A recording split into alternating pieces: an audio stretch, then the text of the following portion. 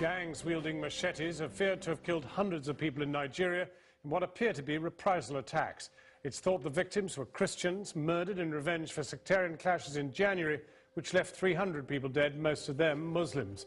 The Archbishop of Jos told this programme that many children were among the victims.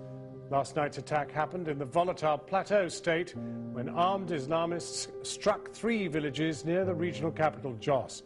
This report by our international editor Lindsay Hilsum does contain flash photography and some extremely distressing scenes from the very start. Nigeria is one of the most populous and ethnically diverse countries in the world. Made up of nearly 250 tribes, 527 different languages, and a population exceeding 169 million. It lays the groundwork for a continuous religious conflict between the Islamic faith and the Christians.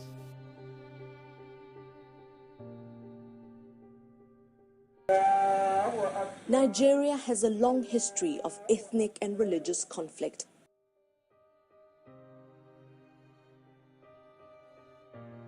But for years now, Muslim and Christian have lived side by side, most united by poverty and the daily struggle to earn a living.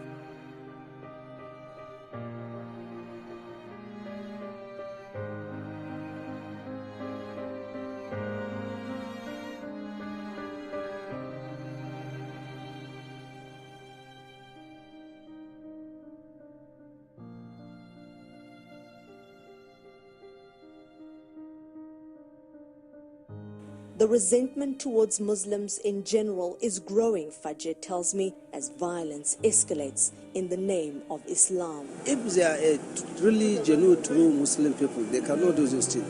Because Islam teaches us to love your neighbor, whoever he is. Do you want Nigeria to be ruled by Sharia law? There's no any Muslim that can say they don't want to rule by Muslim people. But in Nigeria, I don't think it's more closer this thing to happen. Even you go to the north, you can see a Muslim one is marrying a Christian.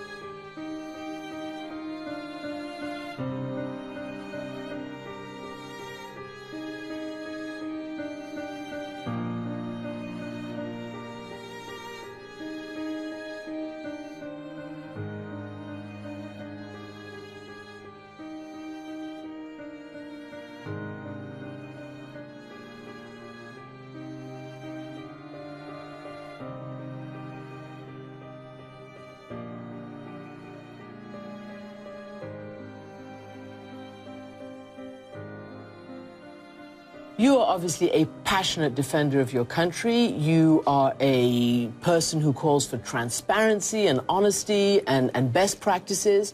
There is a huge problem with corruption in your country. The president promised to address this stuff.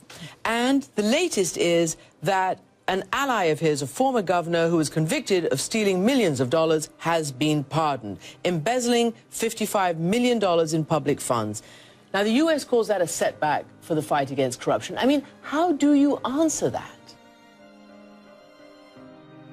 I believe the only solution lies in a government intervention on a massive scale, starting with an end to Islamic extremists in the north and corruption in the central government.